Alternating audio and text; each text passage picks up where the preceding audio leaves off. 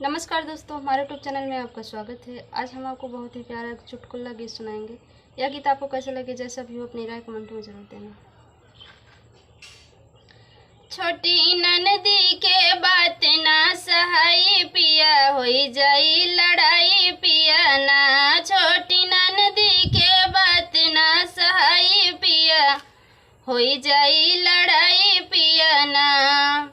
जब हम खाई दाल भात ननदी करे उत्पात, जब हम खाई दाल भात ननदी करे उत्पात। जैसे उनके भतार के कमाई पिया, होई जाई लड़ाई पिया ना। जैसे उनके भतार के कमाई पिया, होई जाई लड़ाई पिया ना। छोटी ननदी के बात ना सहाई पिया, होई जाई लड़ाई पिया ना। छोटी ननदी के बात ना सहाई पिया, होई जाई लड़ाई पिया ना।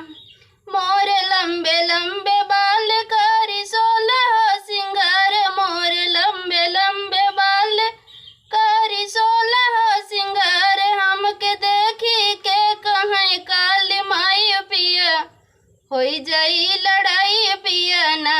हमके देखी के कहीं काली माई पिया, होई जाई लड़ाई पिया ना। छोटी ननदी के बात ना सहाई पिया, होई जाई लड़ाई पिया ना। छोटी ननदी के बात ना सहाई पिया, होई जाई लड़ाई पिया ना।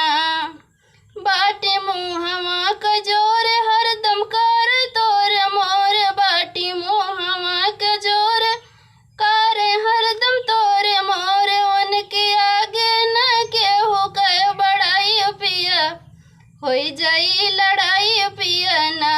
उनके आगे न केहू के बड़ाई पिया, होई जाई लड़ाई